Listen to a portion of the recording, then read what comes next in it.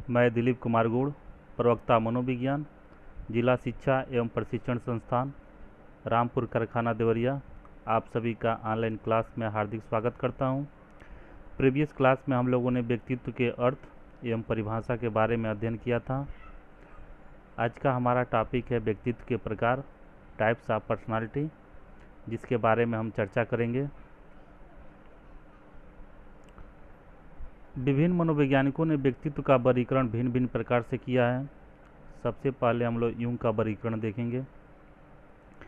Jung ने सामाजिकता के आधार पर व्यक्तित्व को 3 भागों में बांटा है। पहला बहिर्मुखी, जिसे इंग्लिश में एक्सट्रोवर्ट पर्सनालिटी कहते हैं। दूसरा अंतर्मुखी, इंट्रोवर्ट। तीसरा उभयमुखी, एम्बिवर्ट। बहिर्मुखी, एक्सट्रोवर्ट पर्सनालिटी। बहिर्मुखी व्यक्तित्व वाले व्यक्ति समाज एवं सामाजिक परिस्थितियों में अत्यधिक रुचि रखने के कारण अत्यधिक सामाजिक होते हैं। प्रत्येक सामाजिक उत्सव में भाग लेना, समूहों का नेतृत्व करना तथा अपने स्वभाव के व्यक्तियों के साथ मित्रता करना इनका स्वभाव होता है। सामाजिक कार्यों में अत्यधिक रुचि रखने के कारण ऐसे व्यक्ति अपनी चिंता कम करते हैं। ये लोग सामाजिक परिस्थितियों के अनुरूप अपना समायोजन करने में सफल होते हैं। सहयोग एवं सामाजिकता की भावना इनमें अधिक होती है। दूसरा प्रकार यूंग ने बताया अंतर्मुखी, इंट्रोवर्ट पर्सनालिटी। अंतर्मुखी व्यक्तित्व वाले व्यक्तियों की प्रवृत्ति जो होती है समाज से दूर रहने की होती है। ये लोग सामाजिक कार्यों में भाग न लेकर अपने में ही मस्त रहते हैं। अंतर्मुखी व्यक्ति आत्मकेंद्रित हो जाता है तथा इन्हें बाहरी संसार से कोई मतलब नहीं होता है। ये व्यक्ति अपने ही विचारों, भावनाओं एवं आदर्शों में खोए रहते हैं। तीसरा प्रकार यूंग ने बताया उभयमुखी, जिसे इंग्लिश में एम्बिवर्ट पर्सनालिटी कहते हैं। इस प्रकार के जो व्यक्ति होते हैं कुछ परिस्थितियों में अंतर्मुखी तथा कुछ परिस्थितियों में बहिर्मुखी होते हैं। जैसे एक व्यक्ति जो है अच्छा बोलने वाला है और अच्छा लिखने वाला है, किंतु एकांत में कार्य करना चाहता है। समय और आवश्यकता के अनुसार अपने व्यवहार में परिवर्तन कर लेते हैं ऐसे व्यक्ति जो होते हैं उभयमुखी। तो ये था यूंग के अनुसार व्यक्तित्व का वर्गीकरण। अगला वर्गीकरण हमारा है क्रेस्मर का वर्गीकरण। क्रेस्मर ने शरीर रचना के आधार पर व्यक्तित्व को 4 भागों में बांटा है। एस्थेनिक, दूसरा एथलेटिक, तीसरा पिकनिक, चौथा डिस्प्लास्टिक। एस्थेनिक, इस प्रकार के जो व्यक्ति होते हैं दुबले पतले तथा नाजुक स्वभाव के होते हैं। इनके चेहरे, गर्दन एवं रीढ़ की हड्डी आदि में लंबाई एवं पतलेपन का प्रभाव स्पष्ट रूप से दिखाई देता है और इनका शरीर का वजन भी सामान्य से कम होता है। दूसरा है एथलेटिक। इस प्रकार के व्यक्तियों का शारीरिक गठन बहुत अच्छा होता है, हष्ट पुष्ट होते हैं। जैसा कि नाम से स्पष्ट है, एथलेटिक खिलाड़ी प्रवृत्ति के होते हैं। इनके कंधे चौड़े, हाथ लंबे होते हैं। ऐसे व्यक्ति स्वभाव से निर्भीक, साहसी एवं प्रभुत्व की इच्छा वाले होते हैं। इनकी विशेष रुचि जो होती है सफलता प्राप्त करने में होती है। तीसरा प्रकार क्रेस्मर ने जो बताया पिकनिक। इस प्रकार के जो व्यक्ति होते हैं ये गोल आकार, चिकना चेहरा तथा सीना एवं कंधा गोल होता है। ऐसा व्यक्ति स्वभाव से आराम पसंद, वार्तालाप में रुचि रखने वाला, मित्रता का इच्छुक होता है। ऐसे व्यक्ति जो होते हैं सुख और दुख से जल्दी जल्दी प्रभावित होते हैं। चौथा है डिस्प्लास्टिक। इस प्रकार के जो व्यक्ति होते हैं बदशक्ल तथा विचित्र होते हैं।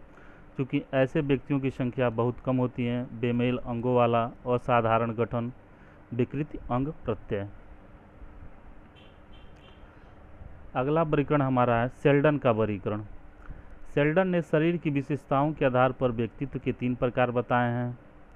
गोलाकृत, एंडोमॉर्फी। दूसरा आयताकार, मेसोमॉर्फिक। तीसरा लंबाकार, एक्टोमॉर्फिक। गोलाकार, एंडोमॉर्फिक। इस प्रकार के व्यक्ति मोटे एवं नाटे होते हैं। इनका शरीर का अंग जो होता है कोमल और गोल होता है। ऐसे व्यक्ति भोजन प्रिय, आराम पसंद तथा हंसमुख स्वभाव के होते हैं। दूसरा प्रकार जो शेल्डन ने बताया आयताकार, मेसोमॉर्फिक। इस प्रकार के व्यक्तियों का शारीरिक गठन अत्यधिक आकर्षक होता है। ये तंदुरुस्त, लंबी हड्डी तथा मजबूत मांसपेशियों वाले होते हैं। ये लोग साहसी, निडर एवं दृढ़ निश्चयी होते हैं। तीसरा प्रकार शेल्डन ने बताया लंबाकार, एक्टोमार्फिक। इस प्रकार के व्यक्तित्व वाले व्यक्ति जो होते हैं दुबले पतले तथा नाजुक स्वभाव के होते हैं। इस प्रकार के व्यक्ति जो होते हैं क्रोधी, चिड़चिड़े, संवेदनशील, संकोची एवं एकांतप्रिय होते हैं। अगला वर्गीकरण है स्प्रेंगर का वर्गीकरण। स्प्रेंगर ने अपनी पुस्तक टाइप्स ऑफ मेन में व्यक्तित्व के 6 प्रकार का उल्लेख किया है। पहला सैद्धांतिक भावना वाला व्यक्ति, दूसरा सामाजिक व्यक्तित्व, तीसरा आर्थिक व्यक्तित्व, चौथा राजनीतिक व्यक्तित्व, पांचवा धार्मिक व्यक्तित्व, छठा सौंदर्यात्मक व्यक्तित्व।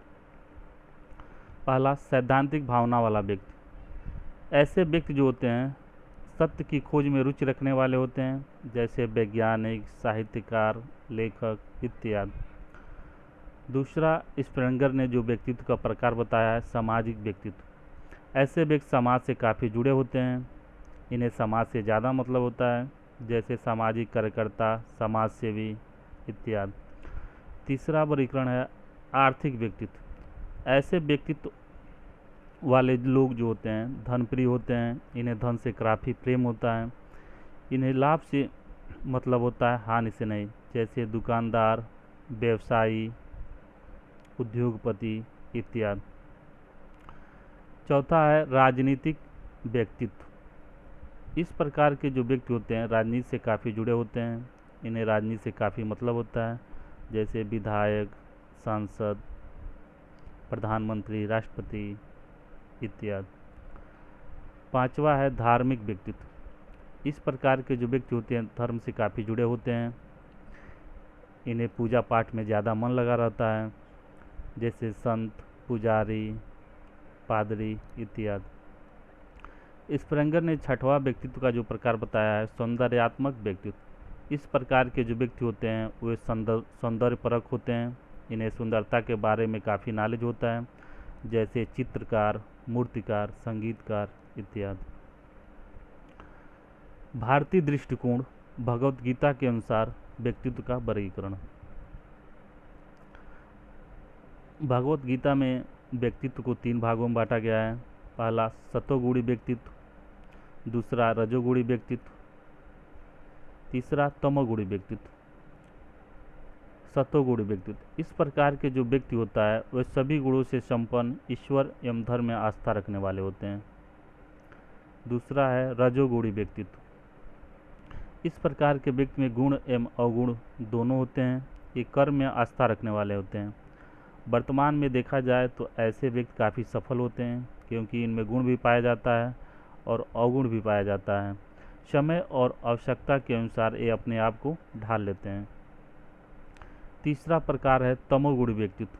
ये लड़ाई झगड़ा करने वाले युद्धप्रिय होते हैं और इन्हें खुद के आराम से मतलब होता है और लड़ाई झगड़ा करना इन्हें काफ़ी पसंद होता है। तो ये था भगवत गीता के अनुसार व्यक्तित्व का वर्गीकरण। अगला वर्गीकरण हमारा है हिप्पोक्रेटस का वर्गीकरण। इन्होंने चिकित्सा के आधार पर व्यक्तित्व को 4 भागों में बांटा है। काला पित्त वाला, पीला पित्त वाला, तीसरा अधिक रुचि वाला, चौथा है कफ प्रधान व्यक्तित्व। काला पित्त वाला। काला पित्त वाला जो व्यक्ति होता है कुंठित, निराश और मलिन व्यक्ति होता है। दूसरा पीला पित्त वाला। पीला पित्त वाला व्यक्ति क्रोधी, लड़ाका, तीव्र गति वाला व्यक्ति होता है। लाल पीला हो जाना यानी गुस्से से लाल पीला हो जाना। तीसरा अधिक रक्त वाला व्यक्ति। अधिक रक्त वाला व्यक्ति आशावान, सम्मानित, वीर स्वभाव वाला व्यक्ति होता है। चौथा और अंतिम है कफ प्रधान व्यक्तित्व। इस प्रकार के व्यक्तित्व वाला जो व्यक्ति होता है शांत, धीरू तथा उदार मन वाला व्यक्ति होता है। जैसा कि आप सभी जानते हैं हमारा देश और संपूर्ण विश्व वैश्विक महामारी कोरोना से जूझ रहा है, जिसके कारण समस्त शैक्षिक संस्थान बंद है और आपकी शिक्षा के लिए ऑनलाइन क्लास की व्यवस्था की गई है। अतः आप सभी विद्वान प्रवक्ताओं द्वारा दी गई ऑनलाइन शिक्षा का लाभ उठाएं घर पर रहें, सुरक्षित रहें। धन्यवाद।